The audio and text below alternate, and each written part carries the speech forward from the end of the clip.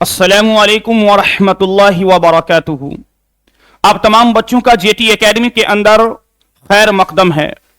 मेरे प्यारे बच्चों, हम और आप चैप्टर नंबर 5 तक मुकम्मल कर लिए हैं, यानी उसको पढ़ चुके हैं। आज जो मैं आप तमाम बच्चों को पढ़ाने वाला हूं वो है चैप्टर नंबर आपका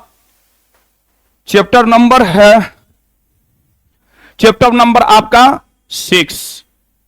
कौन सा चैप्टर है? Chapter number 6। और चैप्टर नंबर 6 है आपका बागो बहार। क्या है? बागो बहार। इसलिए मैं आप तमाम बच्चों से शुरू में ही आग्रह करता हूं बार बार कि आप जेटी एकेडमी को ज्यादा से ज्यादा लाइक करें, सब्सक्राइब करें और कमेंट करें। और जो बात आपको समझ में नहीं आए वो कमेंट कर कर बताए कि सर ये चीज समझ में नहीं आई, तो और आसान और सहल अंदाज में आप तमाम बच्चों को समझाया जाएगा और बताया जाएगा। इसलिए आप तमाम बच्चे जेटी एकेडमी को ज्यादा से ज्यादा लाइक और सब्सक्राइब करें। ठीक है, ज्यादा इधर उधर की बात ना करते हुए हम चलते हैं असल चैप्टर की तरफ। मैंने कहा कि चैप्टर नंबर 6 आज मैं पढ़ाने वाला हूं, और चैप्टर नंबर जो 6 है आपका बागो बहार। क्या है? बागो बहार। ठीक है, आइए देखिए क्या है चैप्टर नंबर 6 बागो बहार। और बागो बहार जो है इसके राइटर और इसके मुसन्निफ कौन है? मैं बार बार आप तमाम बच्चों से कहता हूं कि ज्यादातर जो सवाल आपके बोर्ड के इम्तिहान में किए जाते हैं या किए जाएंगे, वो जो चैप्टर के मुसन्निफ और राइटर होते हैं जिन्होंने इस चैप्टर को लिखा है, उसी से ज्यादातर सवाल आपके बोर्ड के इम्तिहान में आपसे पूछेंगे। तो चैप्टर नंबर 6 बागो बहार, और इसके जो राइटर और मुसन्निफ है मीर अमन देहलवी। कौन है? मीर अमन देहलवी। और बागो बहार जो है ये एक दास्तान है। क्या है? बागो बहार ये एक दास्तान है। और दास्तान किसे कहते हैं? तवील किस्से और कहानी को दास्तान कहते हैं, यानी लंबे चौड़े किस्से और कहानी को दास्तान कहते हैं। अगर आपसे बोर्ड में इम्तिहान में पूछे कि दास्तान किसे कहते हैं, तो आप बिल्कुल सहल अंदाज में इस तरह यूं कह सकते हैं कि तवील किस्से कहानी को, यानी लंबे चौड़े किस्से कहानी को दास्तान कहते हैं। तो अब सबसे पहले हम जो चैप्टर के मुसन्निफ है बागो बहार के मीर अमन देहलवी, उसकी मुतालिक जान लेते हैं। फिर उसके बाद बागो बहार के अंदर किस चीज को बताया गया है, किस चीज का तज़किरा किया गया है, उसे हम बताएंगे। तो देखिए मीर अमन देहलवी, इनका जो है असल नाम मीर अमन था। क्या है इसका असल नाम? असल नाम मीर अमन था। और इनका जो है तखल्लुस, क्या इनका तखल्लुस है? इनका तखल्लुस लुत्फ था। ये आपसे पूछेंगे इम्तिहान में कि मीर अमन देहलवी का तखल्लुस क्या था, तो इनका जो तखल्लुस है वो लुत्फ है।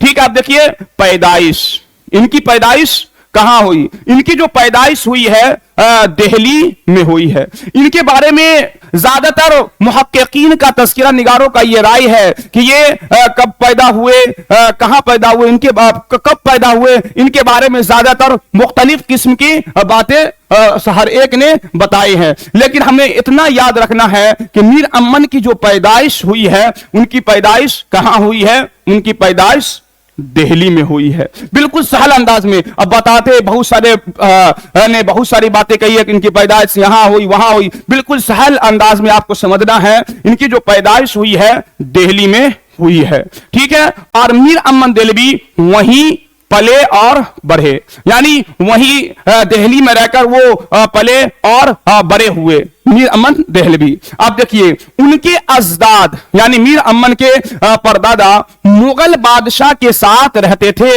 यानी मुगल बादशाह के फौजी में ये काम करते थे, उनके हमरकाब थे। ठीक है, मुगल बादशाह के साथ रहते थे। लेकिन जब अहमद शाह अबदानी की फौज दिल्ली में आए, कौन? जब वो मुगल बादशाह के साथ रहते थे उनके अजदाद, लेकिन जब अहमद शाह अबदानी की फौज दिल्ली आए तो उनके घर भी महफूज नहीं रहे, यानी इनके घर को लूट लिया गया, इनके घर को जब्त कर लिया गया। फिर उसके बाद घर महफूज नहीं रहा और सूरज मिल जाट, इसको याद रखिएगा, सूरज मिल जाट उनकी जागीर भी जब्त कर ली। क्या? उनकी जागीर भी जब्त कर ली। उनकी मीर अमन देहलवी की जागीर किन्होंने जब्त कर ली? तो सूरज मिल जाट ने उनकी जागीर भी जब्त कर ली। तो जब उनके घर भी महफूज नहीं रहा, मीर अमन की जागीर जितने भी थे तमाम चीजों को सूरज मिल जाट ने जब जब्त कर ली, तो वो दिल्ली छोड़कर अजीमाबाद चले गए। कहां चले गए? तो वो दिल्ली छोड़कर अजीमाबाद चले गए। फिर उसके बाद अजीमाबाद से वो मुलाजमत के सिलसिले में कलकत्ता गए। कहा गए? फिर उसके बाद वो कलकत्ता गए और कलकत्ता जाकर नवाब दिलावर फिंगार जंग के एक छोटे भाई थे, वो उनके हम रिकाब हो गए, उनके साथ वो काम करने लगे। ठीक है। अब 4 मई 1901 को 40 रुपया महाना तनख्वाह पर, कब? याद रखिएगा इसको, 4 मई 1801 को 40 रुपया महाना तनख्वाह पर फोर्ट विलियम कॉलेज के हिंदुस्तानी शोबा में इनका तकर्रुर हुआ। इनका तकर्रुर कब हुआ? मीर अमन देहलवी का कहां हुआ? इनका जो तकर्रुर हुआ मीर अमन देहलवी का, इनका जो तकर्रुर हुआ 4 मई 1801 को 40 रुपया महाना तनख्वाह पर फोर्ट विलियम कॉलेज के हिंदुस्तानी शोबा में इनका तकर्रुर हुआ। फोर्ट विलियम कॉलेज के हिंदुस्तानी शोबा में उनका तकर्रुर हुआ। कितने रुपये महाना पर? तो सिर्फ और सिर्फ 40 रुपया महीना पर इनका तकर्रुर हुआ। ठीक है, समझ गए इतना? आपसे पूछेंगे कि मीर अमन देहलवी का फोर्ट विलियम कॉलेज के हिंदुस्तानी शोबा में कितने रुपये महाना पर इनका तकर्रुर हुआ? तो सिर्फ और सिर्फ 40 रुपया महाना पर इनका तकर्रुर हुआ। ठीक है, आप देखिए, जून 1806 तक रहे, यानी फोर्ट विलियम कॉलेज में ये जून 1806 तक रहे। कब तक रहे?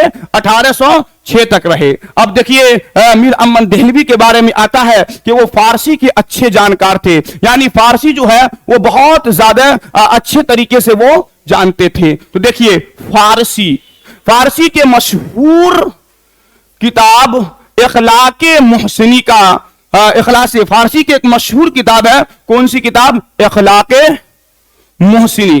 क्या है? इखलाके मोहसिनी का गंज खूबी के नाम से, किस नाम से? गंज खूबी के नाम से इन्होंने तर्जमा किया। क्या है? फारसी की एक मशहूर किताब है इखलाके मोहसिनी। पूछेंगे कि फारसी की कौन सी मशहूर किताब का तर्जमा मीर अमन देहलवी ने किया था और किस नाम से किया था? तो फारसी की मशहूर किताब अखलाके मोहसिनी का गंज खूबी के नाम से उन्होंने तर्जुमा किया। किस नाम से तर्जमा किया? गंज खूबी के नाम से इन्होंने तर्जमा किया था। ठीक है। अब देखिए, मीर अमन देहलवी रहमतुल्लाह अलैह का शोहरत किस किताब से हुई, यानी उनका चर्चा कौन सी किताब से लोगों में हुई? तो उनकी शोहरत देखिए बागो बहार से हुई, यानी चैप्टर नंबर जो आपका 6 बागो बहार, इसी को लिखने से मीर अमन देहलवी रहमतुल्लाह अलैह का बहुत ज्यादा शोहरत होने लगे, बहुत ज्यादा उनका चर्चा होने लगा। तो उनकी शोहरत बागो बहार देखिए। अब आगे 1801 में मुकम्मल हुई। ये जो है बागो बहार 1801 में मुकम्मल हुई। उस वक्त उसका नाम चहार दरवेश था, यानी सबसे पहले जो बागो बहार नाम की किताब है, इसका नाम उस वक्त सबसे पहले क्या था? चार दरवेश था, और ये 1801 में मुकम्मल हुई, चार दरवेश था। अब आगे देखिए, 1802 में बागो बहार नाम इसका रखा गया, यानी ये बागो बहार जो है सबसे पहले इसका नाम क्या था? चहार दरवेश था इसका नाम, चार दरवेश, लेकिन उसको किस नाम से उन्होंने तर्जमा किया? बागो बहार के नाम से तर्जमा किया। और बागो बहार जो है ये 1802 में बागो बहार नाम इसका रखा गया। यानी आपसे पूछेंगे कि बागो बहार इसका नाम किस सन में रखा गया? बागो बहार का नाम किस सन में बागो बहार रखा गया? तो 1802 में बागो बहार इनका नाम रखा गया। ठीक है। और 1804 में कोलकाता के हिंदुस्तानी छापाखाना में यह शाये हुआ। आपसे पूछेंगे ये बागो बहार नाम की जो किताब है ये कब और कहां से शाये हुआ, इनको कहां से शाये किया गया? तो 1804 में कोलकाता के हिंदुस्तानी छापाखाना में यह शाये हुआ। और जब मुसन्निफ मीर अमन देहलवी ने बागो बहार नाम की किताब लिखी तो इन्हें 500 रुपया का इनाम दिया गया था। कितने रुपया का? इनको 500 रुपये का इनाम मिला था। ठीक है, समझ गए? यहां पर यह समझना है कि बागो बहार इसकी शोहरत किससे हुई? बागो बहार नाम की किताब से। बागो बहार किताब का देलवी रहमतुल्लाह अलैह की शोहरत किस किताब से हुई? बागो बहार नाम की किताब से। और ये बागो बहार, पहले बागो बहार का क्या नाम था? चहार दरवेश था। और ये बागो बहार इसका नाम कब रखा गया? तो 1802 में बागो बहार नाम इसका रखा गया। और ये सब शाये कब हुआ और कहां से हुआ? तो बागो बहार जो है 1804 में ये कलकत्ता के हिंदुस्तानी छापाखाना से शाये हुआ। और जब बागो बहार नाम की किताब जब मीर अमन देहलवी ने लिखा तो इन्हें 500 कितने रुपये का इनाम मिला था? 500 रुपये का इनाम मिला था। यह सवाल आपसे बोर्ड के इम्तिहान में पूछेंगे कि जब बागो बहार नाम की किताब मीर अमन देलवी रहमतुल्लाह अलैह ने लिखा तो इनके कितने रुपया का इनाम मिला था? तो 500 रुपये का इनको इनाम मिला था। ठीक है। अब आइए जो आपका चैप्टर नंबर 6 है बागो बहार, देखिए उस चैप्टर के अंदर क्या है? चैप्टर नंबर 6 बागो बहार, इसके अंदर किस चीज को बताया गया है, किस चीज को बयान किया गया है? बता दिया मैंने शुरू में। यह है एक बागो बहार दास्तान है। और दास्तान किसे कहते हैं? लंबे चौड़े तबील किस्से कहानी को दास्तान कहते हैं। अब देखिए चीन, आप और से सुनना है, समझना है कि इस चैप्टर के अंदर किस चीज को बताया गया है। देखिए चीन माचीन एक जगह, यानी एक चीन माचीन एक मुल्क का नाम है। क्या है? चीन माचीन जो है ये एक मुल्क का नाम है। और चीन माचीन के अंदर एक बादशाह था। बादशाह का नाम बुक के अंदर नहीं जिक्र किया गया है। क्या था? एक बादशाह था जो चीन माचीन पर ये हुकूमत करता था, यानी वहां ये बादशाहत करता था। धीरे धीरे आहिस्ता आहिस्ता चीन माचीन के जो बादशाह थे, बादशाह वो आहिस्ता आहिस्ता आहिस्ता आहिस्ता वो बुढ़ापा की तरफ जा रहे हैं। उनकी तबीयत खराब हो रही है। एक दिन अचानक ऐसा हुआ कि इनकी तबीयत बहुत ज्यादा खराब हो गई। अब इन्होंने सोचा कि मेरे जो इनका एक क्या था? शहजादा था। इसको भी याद रखिए, यानी बादशाह के एक शहजादा थे। और शहजादा अभी बहुत छोटे थे, इस लायक नहीं हुए थे कि वो चीन महाचीन मुल्क पर ये बादशाहत करे। अब इनको बादशाह जो थे इनको फिक्र हुआ कि हमारा बच्चा तो अब इस लायक नहीं हुआ है, तो हम इस और हमारी तबीयत भी खराब हो रही है, तो हम चीन महाचीन के गद्दी पर किसको बैठाए?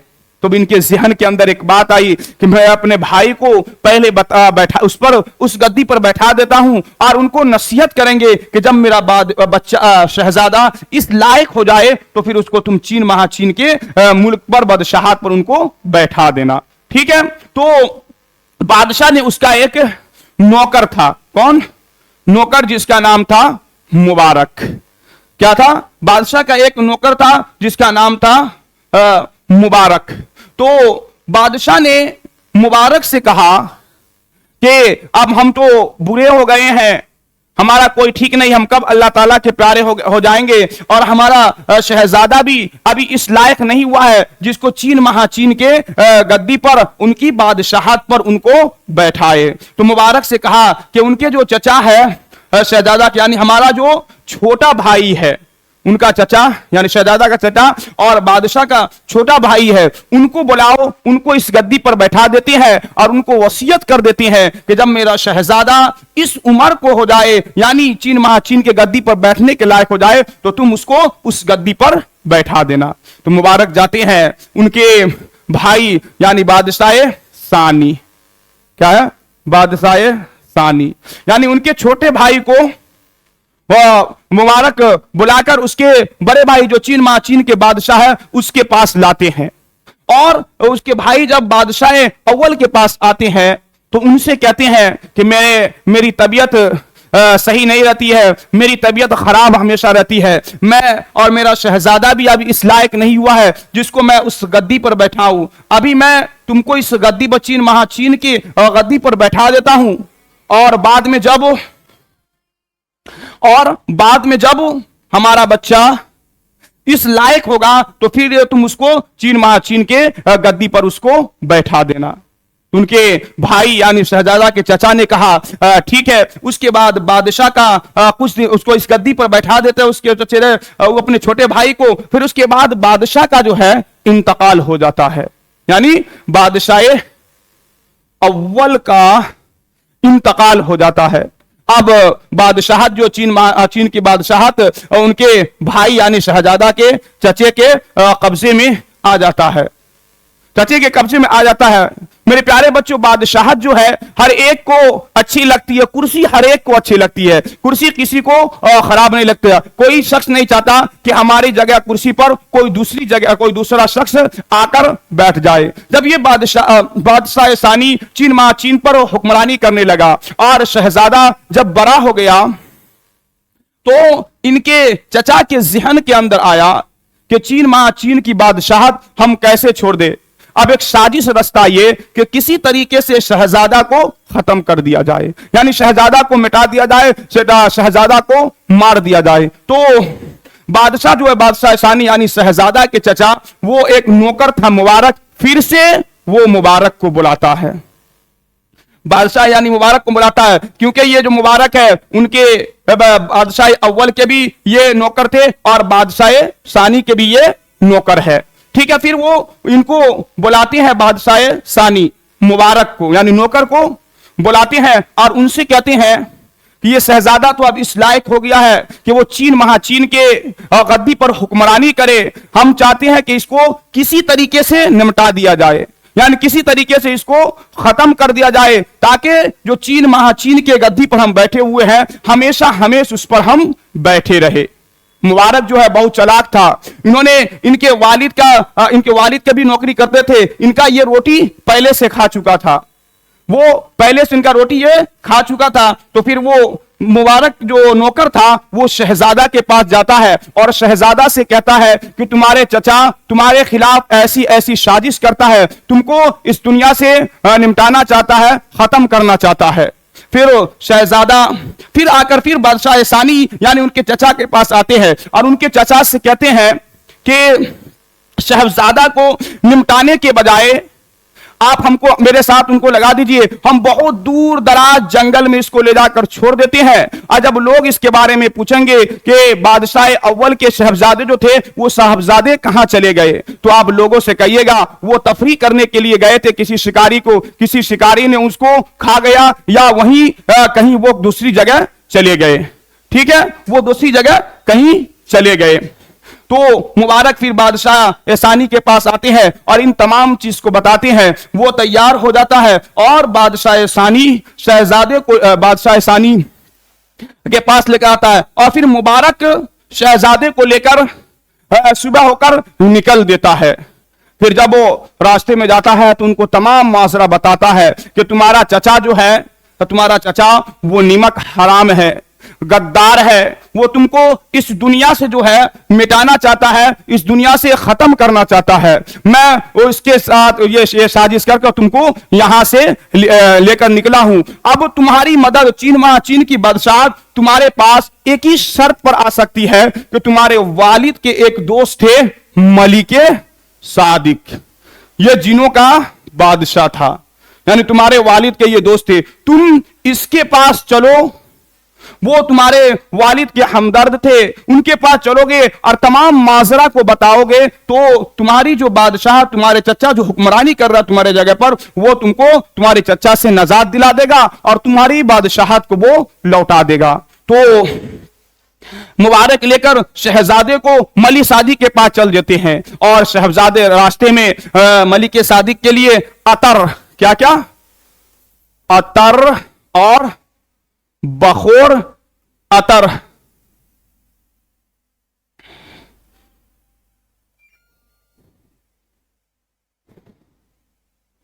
अतर और बखोर इनके लिए लेते हैं और चलते चलते चलते चलते वहां एकदम पहुंच जाते हैं जहां जिनों के बादशाह मलिक सादिक का ठिकाना था। वहां जैसे ही पहुंचते हैं, पहुंचने के बाद उसको कोई चीज नजर नहीं आता है। मलिक सादिक कहते हैं कि जहां हमारा मंजिल था हम वहां पहुंच गए हैं, वहां आ गए हैं। लेकिन शहजादा कहता है कि हमें यहां कोई चीज नजर नहीं आता है, कोई चीज हम यहां नहीं देख रहे हैं। तो एक सुरमा उस शहजादे के आंख में लगाते हैं। उस सुरमे का नाम था सुलेमानी सुरमा। जैसे ही उसके हाथ में उस सुरमा को लगाते हैं तो उनके आंख के अंदर रोशनी आ जाती है और वो जिने के बादशाह के महल को देख लेता है। देखता है तो हवास वाख्ता हो जाता है। इतनी खूबसूरत है, बिल्कुल कालीन उस पर बिछे हुए हैं। जब वो मलिक सादी के पास जाता है तो अपने चचा के जुल्म को बयान करता है कि मेरे वालिद मोहतरम जो थे वो आपके दोस्त थे, मेरे वालिद मोहतरम का इंतकाल हो गया, हम बच्चे थे लेकिन हमारे चचा को उस पर गद्दी पर बैठा दिया था और उनको नसीहत की थी कि उस गद्दी पर जब बड़े हो जाए तो उसको बैठा देना। लेकिन मेरे चचा ने मेरे साथ गद्दारी की और हमको जान से मारने की प्लानिंग वो कर रहा है। इसी वजह से हम आपके पास आए हैं ताकि आप, हमारे वालिद साहब आपके दोस्त थे, आप उससे जो चीन महाचीन की बादशाह जो मेरे चचा कर रहे हैं उसको हमसे हमारे तरफ लौटा दे। तब जिनों के बादशाह मलिक सादिक, कौन मलिक सादिक, एक शर्त लगाता है, लेकिन मेरा एक शर्त है, अगर तुम उसको पूरा कर दोगे तो चीन महाचीन की बादशाहत मैं फिर से तुम्हारे तरफ लौटा दूंगा। मुबारक और शहजादे कहते हैं कि ठीक है, क्या चीज है? उन्होंने एक डायरी में से एक कागज निकलते हैं और उसके अंदर एक हसीन और जमील लड़की का फोटो था। मलिक सादिक कहती है कि तुम इस लड़की को कहीं से भी जहां भी हो इसको तलाश करके लाओ, लेकिन एक शर्त है कि तुम इसके साथ जो है नमक हरामी ना करना, यानी इसके साथ भेदभाव, यानी इसके साथ बिल्कुल कुछ नहीं करना, क्योंकि बहुत ज्यादा हसीनो जमीन लड़की थी। वो मलिक सादिक ने कहा कहीं उसकी खूबसूरती को देखेगा तो उसकी तरफ वो माइल हो जाएगा, इसलिए उसको ये वसीयत की कि तुम जिस तरह लड़की को पाओ उसी तरीके से मेरे पास उसको लेकर आना है। तो मलिक मुबारक और शहजादे इस शर्त को कबूल करते हैं, मलिक सादिक के शर्त को, और वो लड़की के तलाश में निकल जाते हैं। मुल्क दर मुल्क, ना जाने बहुत दूर कहां कहां उसको तलाश करते फिरते हैं। अब वो एक जगह जाते हैं तो देखते हैं एक फकीर है, अंधा फकीर जो हिंदुस्तानी था, वो भीख मांग रहा है और उस मुल्क के अंदर कोई शख्स उसको भीख नहीं दे रहा, यानी कोई शख्स उसको कुछ भी नहीं देता है। जब शहजादे ने उसको देखता है तो अंधे फकीर हिंदुस्तानी था, अंधे फकीर को 1 दिरहम देता है, 1 अशरफी देता है। जब अंधे फकीर ने 1 अशरफी लेता है तो शहजादे को बहुत ज्यादा दुआएं देता है कि अल्लाह ताला तुम्हारी मुराद को पूरा करे, तुम जिस मकसद के तहत निकले हो अल्लाह ताला तमाम चीज को तुम्हारा पूरा करे। और अशरफी लेकर अंधे फकीर वो अपने घर की तरफ चल जाता है। बहुत ज्यादा खुशी होती है। वो कहता है कि तुम शायद इस मुल्क के नहीं हो, कहीं दूसरी जगह से तुम आए हो। अब शहजादे भी अंधे फकीर जो थे उनके पीछे पीछे वो भी चल देते हैं। जब वो गेट पर पहुंचते हैं, गेट पर पहुंचने के बाद वो अपने बेटी के लिए खाने पीने का सामान, उनके लिए कपड़ा, बहुत सारे जरूरत के सामान लेते हैं। जब अपने बेटी को देते हैं तो उनको बेटी देखकर बिल्कुल हक्का बक्का हो जाती है। और शहजादा जो था तमाम चीज अंदर सुन रहे हैं कि तुम इतने खाने पीने की चीजें, इस मुल्क का यह हाल है कि 1 चवन्नी नहीं कोई देता है, 1 अशरफी तुमको किसने दी? जब ये बात कर रहे हैं तो शहजादे तमाम चीज को सुन रहे हैं। अब शहजादे जब देखे तो पूरे बिल्डिंग के बिल्डिंग टूटे हुए हैं, तमाम के तमाम चीजें टूटे हुए हैं। फिर शहजादे उस फकीर से पूछता है कि आखिर ऐसा तो लगता है यहाँ पर कोई बड़े बड़े बादशाह रहते थे। वो अंधे फकीर कहता है कि हम बहुत बड़े खानदान से हैं, लेकिन हमारे साथ यूं हालत हुई। और जब वो शहजादा उस लड़की को देखता है और फोटो मिलाता है तो देखकर एकदम बिल्कुल बेहोश हो जाता है। अब वो उसके दिल के अंदर आता है कि हम अपने मंजिले मकसूद तक पहुंच गए, जो हमारा चीज था हमने उसको हासिल कर लिया। अब तमाम चीज वो शहजादे को अंधा फकीर बताता है कि यहाँ एक बादशाह रहता था, उन्होंने मेरी बेटी से शादी करना चाहता था। बस इतना ही कहानी बता रहे, यहीं पर किताब में कहानी को खत्म कर दिया गया है, आगे क्या हुआ उसका तस्करा ही नहीं किया है। इसलिए अब आप तमाम बच्चों से गुजारिश करता हूं कि इसमें जो आपसे सवाल करेंगे कि बागो बहार में जिस फकीर अंधे फकीर का जो ताल्लुक है किस मुल्क से था, अंधे फकीर का ताल्लुक हिंदुस्तान मुल्क से था। फिर आपसे पूछेंगे कि चीन के जो बादशाह थे उसके नौकर का नाम क्या था, उसके नौकर का नाम था मुबारक। और इनके चीन के बादशाह जो थे उनके शहजादे बादशाह इनके दोस्त कौन थे, वो जिनों के बादशाह यानी मलिक सादिक इनके दोस्त थे। ठीक है, इन तमाम चीजों को आपसे बोर्ड के इम्तिहान में पूछ सकते हैं। इसलिए हम आप तमाम बच्चों से यही गुजारिश यही आग्रह करते हैं कि जेटी एकेडमी को ज्यादा से ज्यादा लाइक करें, सब्सक्राइब करें और कमेंट करें। अब यहीं पर मैं अपने सबक को खत्म करते हैं। अस्सलामु अलैकुम व रहमतुल्लाहि व बरकातुहू।